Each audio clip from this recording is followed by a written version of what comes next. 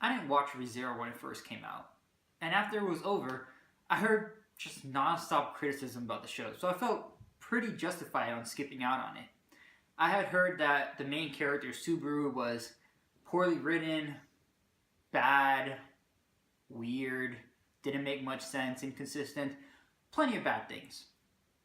So I was very, very surprised when I sat down to watch ReZero this time, and instead I found an incredibly interesting, compelling, just really great character. And notice I say character, not person, because Subaru is not presented as a normal person. If we were to think of Subaru as just a normal person, then a lot of these criticisms of him would be justified. But he's not a normal person. Instead, Subaru is a representation of us when we play video games. He's a gamer. He's simply playing a game. And in order to understand Subaru's character, in order to understand what ReZero is going for and what's going on with Subaru, we need to understand the character of the player. So when Subaru is transported into this other world, he's cool with it. He gets it. He's comfortable, just like any player starting a new game. He tries casting magic, doing all these things, testing out the controls. And when he's ready, he seeks out the goal of the game. What's the purpose? What are you trying to do? And so the first idea that comes to his head, just the classic trope, is where's the princess? She's going to come in and save me, and then I'm going to need to save her, and that's going to be my goal. And sure enough, Emilia appears to him, saves his life, and he identifies it. Emilia is the goal. She is the princess. She is who I need to save. She's the ultimate prize. This is the game's purpose. I need to get Emilia. And so he starts playing the game, and the entire show very much plays out like an RPG quest. He has this initial quest, he needs to gather party members, do all this stuff, and that's exactly what happens.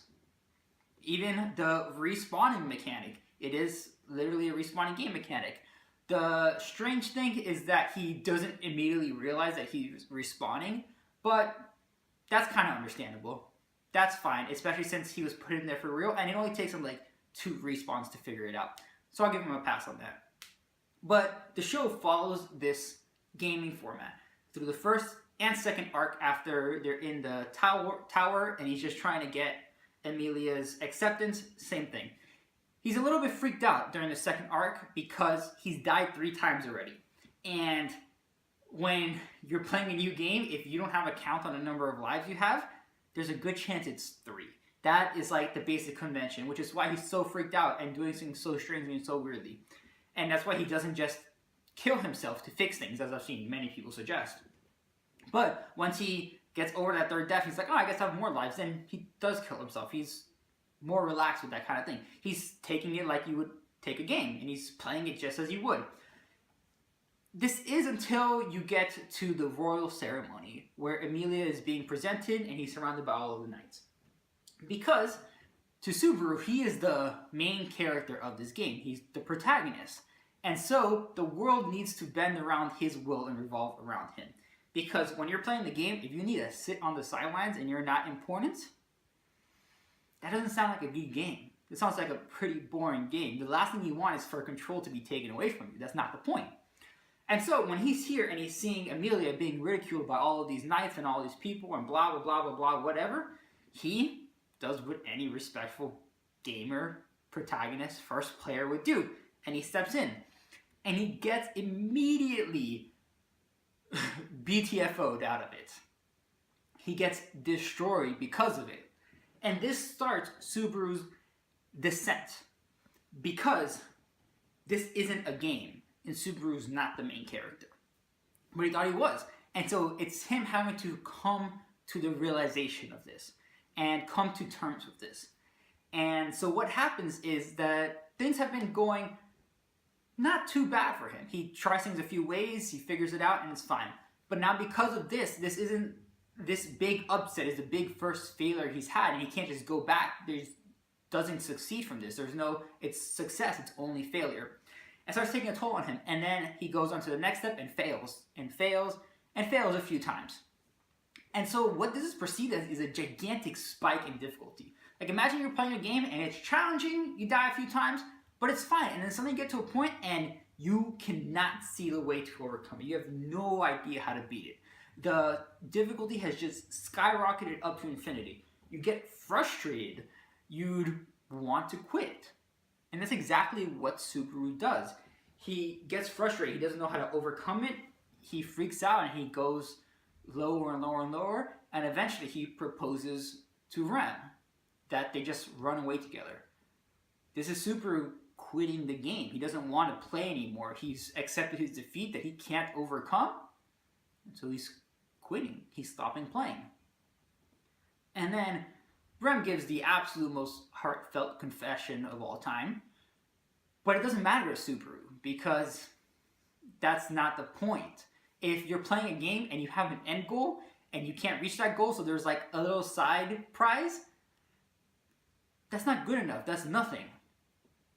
So Subaru's given up. This confession means nothing until Rem says this.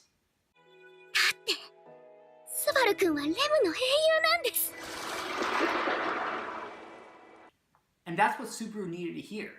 Because this whole time he's been coming to terms with the fact that he's not the main character. But his greatest strength throughout the whole show, the reason he's been able to overcome so many problems is because of the confidence he's had due to thinking he's the main character, due to thinking that he's the hero. And so that's why he wasn't able to overcome any of these problems that he was doing. That's why he got dejected so easily, because he lost the idea of the hero, the idea of the main character. But this is Rem giving it back to him. And so Subaru replies with the only thing that would make sense. I love Emilia. This is not a rejection of Rem. This is an acceptance of his goal. Emilia was always the goal of this game. Emilia was always the point. And so, by accepting Emilia in this moment, he accomplishes what Rem had asked. Rem loves him, but what Rem really needed to do is to convince him to accept his goal. And that's what he does. He accepts the goal, he accepts Emilia, who is the goal. And that gives him the confidence, the idea that he is the hero needed to overcome this. And that is why he's able to then overcome it so easily, and that's why things go so great. This is what a lot of people didn't get about ReZero. They try to see Subaru as a normal person when he's not. When we play a game, we're not normal people. We do weird things. We make weird decisions that there's no way we would have made in real life. We expect things to happen in a way that they wouldn't happen in real life. And this is all things that Subaru does, and this is why he does them, because he's not a normal person. He's a player. And in order to understand ReZero, we need to understand him as such. Well guys, thank you very much for watching. If you liked the video, please give me a like. If you want to tell me why I'm so wrong on ReZero, leave it in the comments. If you want to tell me, wow, I hadn't thought of that before, you're so right, tell me in the comments too, and then share this video with other people so they can also understand as well. This has been Rec Emporium episode 6. Thank you, Sheik Abu, for recommending me the show. It was fantastic. I loved it. Make sure you guys subscribe for more videos. Like the video, comment, share, subscribe, whatever. Thank you guys very, very much for watching.